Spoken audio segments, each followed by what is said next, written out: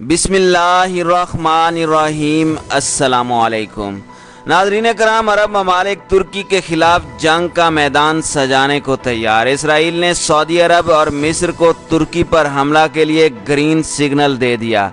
आया सोफिया की बतौर मस्जिद बहाली कांटों की सेज साबित हुई। लीबिया में तुर्की के 3 फौजी टैंकों को बमबारी के जरिए से तबाह कर दिया गया। इसी तरह मगरबी कुव्वतों ने भी तुर्की के खिलाफ अरब ममालिक का साथ देने का ऐलान कर दिया। दूसरी जानिब तैयब उर्दगान ने सऊदी अरब और मिस्र को खबरदार किया है कि वो लीबिया में फौज कशी से बाज रहे, वरना इसके संगीन नताइज भुगतना पड़ेंगे। ये तमाम तर संगीन सूरत हाल एक बड़ी जंग का इशारा दे रही है। क्या तुर्की इन तमाम कुव्वतों का कामयाबी के साथ मुकाबला कर पाएगा? तुर्की के इत्तेहादी ईरान और रूस इस सूरत हाल में चुप क्यों हैं? आने वाले चंद दिनों में क्या होने वाला है? सल्तनत उस्मानिया की बहाली के हवाले से उर्दगान पुरुमीद हैं या मायूस? इन तमाम सवालों के जवाब हासिल करने से कबल आप दोस्तों से गुजारिश है कि वीडियो को आखिर तक मुलाहिजा करें ताकि आप तुर्की के हवाले से होने वाली तमाम अपडेट से आगाह हो सकें। नाज़रीन इकराम, कज़ाफ़ी के बाद लीबिया में एक ऐसी सियासी और फौजी अफरा तफरी का माहौल है कि कोई तवक्को नहीं कर सकता था कि आज लीबिया में कई हरीफ ममालिक हलीफ और कई हलीफ हरीफ में बदल चुके हैं।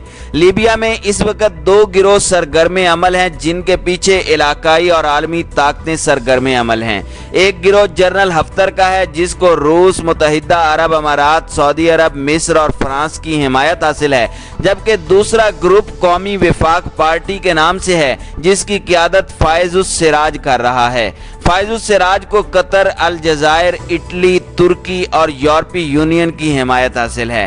कज़ाफ़ी के बाद तुर्की और रूस को लीबिया में बुनियादी खिलाड़ी तस्वुर नहीं किया जाता था, लेकिन मौजूदा सूरत हाल में तुर्की और रूस लीबिया के बहरान में मौसर मुल्क बनकर उभरे हैं। सऊदी अरब और उसके हामी लीबिया में इख्वानुल मुस्लिमीन के मुखालिफिन हैं और उन्हें इक़्तिदार में आने से रोकने के लिए तमाम हथकंडे इस्तेमाल कर रहे हैं। ये अलायंस जनरल हफ्तर की हिमायत कर रहा है ताकि लीबिया में भी उन्हें अस्सीसी जैसा फौजी अफसर मिल जाए जो इख्वानुल मुस्लिमीन को इक़्तिदार से दूर रख सके। उर्दगान का तुर्की हमेशा से इख्वानुल मुस्लिमीन का हामी रहा है। अब उसने रूस के साथ ताल्लुकात में कुर्बत लाकर लीबिया में अपना रोल मजबूत कर लिया है। रूस और तुर्की के दरमियान हालिया मुज़ाकरात के बाद अंकारा और मास्को के हुकाम पर मुश्तमिल एक मुश्तरका एक्शन कमेटी बनाने पर इत्तेफाक हो गया है जो लीबिया के बहरान के हल के लिए तजावीज़ मुरतब करेगा। लीबिया इस वक्त हथियारों के घने जंगल में तब्दील हो चुका है और मुसल्लह गिरोह मुख्तलिफ कबाइल और दीगर नामों से सरगर्मे अमल हैं। इसराइल और अमेरिका भी अपने मफादात के लिए किसी मौके की तलाश में हैं। दूसरी तरफ रूस और तुर्की का इल्हाक इसराइल और अमेरिका के अहदाफ में रुकावट बन सकता है। इसराइल और अमेरिका तुर्की और रूस के दरमियान इख्तलाफात को हवा दे रहे हैं। अगर उन्हें कामयाबी मिल गई तो लीबिया का बहरान मजीद पेचीदा हो जाएगा। दूसरी तरफ अगर तुर्की और रूस किसी मुतफ़िका मौक़िफ़ पर आ जाते हैं तो तबाह बर्बाद मुल्क लीबिया के मुस्तकबिल के बारे में कुछ उम्मीदें पैदा हो सकती हैं। लेकिन दूसरी जानिब इसराइल और कुछ अरब ममालिक तुर्की पर हमला करना चाहते हैं। निजी टीवी चैनल पर गुफ्तगू करते हुए तजिया निगार हारूनुर रशीद की जानिब से कहा गया है कि आया सोफिया मस्जिद खुल जाने के बाद इसराइल समेत कुछ अरब ममालिक तुर्की पर हमला करना चाहते हैं और वो इसकी तैयारी में मसरूफ़ हैं।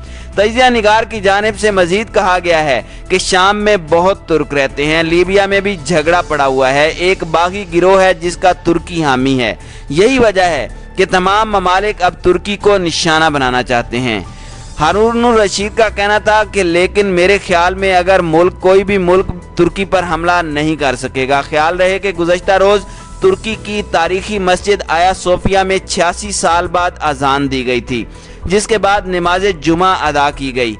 इस नमाज में तुर्क सदर रजब तैयब उर्दगान ने भी शिरकत की थी। इस मौके पर बात करते हुए तैयब उर्दगान की जानिब से कहा गया था कि आया सोफिया मस्जिद के बाद अगली मंजिल मस्जिद अक्सा है। अब हम मस्जिद अक्सा को आज़ाद करवाएंगे। इसराइली मीडिया ने अंकारा और तेहरान के लिए मस्जिद अक्सा को आज़ाद करवाना पहली तरजीह करार दिया था। तुर्की में आया सोफिया को दोबारा मस्जिद में तब्दील करने और नमाज जुमा की अदायगी पर इसराइल बौखलाहट में मुब्तला हो गया। اسرائیلی خبر رساں ادارے کے مطابق ترک صدر رجب طیب اردگان نے اعلان کیا کہ آیا صوفیہ 86 سال بعد مسجد میں تبدیل کرنے کے بعد ہماری اگلی منزل مسجد اقصی ہے، اب ہم مسجد اقصی کو آزاد کروائیں گے۔ اسرائیلی میڈیا مذہبی رنگ دیتے ہوئے پروپیگنڈا کر رہا ہے کہ ترک صدر کے بیان کو مذہبی حلقے عوام میں پھیلا رہے ہیں اور کہا جا رہا ہے کہ اس مقصد کے لیے تمام عالم اسلام کو متحد ہونا ہوگا۔ اسی طرح ترکی کے حماس کے ساتھ بھی قریبی تعلقات کی اطلاعات ہیں، جبکہ ایران پہلے ہی حماس کی حمایت کرتا ہے۔ ان دونوں ممالک کی خارجہ پالیسی میں بھی مسجد اقصی کو آزاد کرانا پہلی ترجیح ہے۔ خیال رہے 10 جولائی کو ترک عدالت نے تاریخی مسجد آیا صوفیہ کے حوالے سے تاریخ ساز فیصلہ دیا۔ عدالت نے آیا صوفیہ کو دوبارہ مسجد میں تبدیل کرنے کا حکم دیا۔ ترک صدر نے 11 جولائی کو عمارت کو مسجد میں تبدیل کرنے کی منظوری دی تھی، جبکہ مسجد میں 24 جولائی کو 86 سال بعد پہلی نماز جمعہ ادا کی گئی۔ ناظرین کرام، عرب ممالک کی ہمیشہ سے یہی پالیسی رہی ہے کہ وہ خود سامنے آنے کی بجائے دوسرے ممالک کے ذریعے اپنے اہداف پورے کرتے ہیں۔ یہی وجہ ہے کہ سعودیہ نے عسکری حملے کے لیے مصر کو آگے کیا ہے اور اس کو تمام تر مالی امداد کی یقین دہانی کروائی ہے، جبکہ دوسری جانب ترکی نے بھی لیبیا میں مصر کی ممکنہ فوجی جارحیت سے نمٹنے کے لیے عسکری اور سفارتی منصوبہ تیار کر لیا ہے۔ یہ بات ترکی کے اخبار زمان نے حکومت کے باخبر ذرائع کے حوالے سے بتائی ہے۔ اخبار کے مطابق انقرہ حکومت لیبیا فوج بھیجے جانے کی اجازت سے متعلق مصری پارلیمان کے فیصلے کا قریب سے جائزہ لے رہی ہے۔ ذرائع کے مطابق ترکی لیبیا میں موجود اپنی فوج پر کسی بھی حملے کا جواب دینے کے لیے تیار ہے، خواہ یہ حملہ کسی بھی فریق کی جانب سے ہو۔ ذرائع نے انکشاف کیا ہے کہ اگر مصر نے اپنی فوج لیبیا بھیجی تو ترکی کے پاس لیبیا میں موجود اپنے فوجی اور عسکری ساز و سامان میں اضافے کا منصوبہ تیار ہے تاکہ مصری فوج کے سامنے کھڑا ہوا جا سکے۔ کچھ عرصہ قبل ترکی کے صدارتی ترجمان ابراہیم کالن یہ باور کرا چکے ہیں کہ ان کا ملک کشیدگی بڑھانے اور لیبیا میں مصر کا مقابلہ کرنے کا خواہش مند نہیں۔ تاہم ساتھ ہی انہوں نے طرابلس میں قائم عالمی سطح پر تسلیم شدہ قومی وفاقی حکومت کے لیے ترکی کی حمایت جاری رکھنے پر زور دیا۔ اس سیاق میں ماڈرن ڈپلومیسی ویب سائٹ نے اپنی ایک رپورٹ میں کہا ہے کہ مصر بڑی تیزی کے ساتھ لیبیا میں اپنی فوج تعینات کر سکتا ہے۔ اس سلسلے میں محمد نجیب فوجی اڈا استعمال کیا جا سکتا ہے۔ یہ مشرق وسطیٰ میں سب سے بڑا فوجی اڈا ہے۔ ترکی کے صدر رجب طیب اردگان نے بھی مصر کو خبردار کیا ہے کہ مصر لیبیا میں فوج کشی کا ارادہ ترک کر دے۔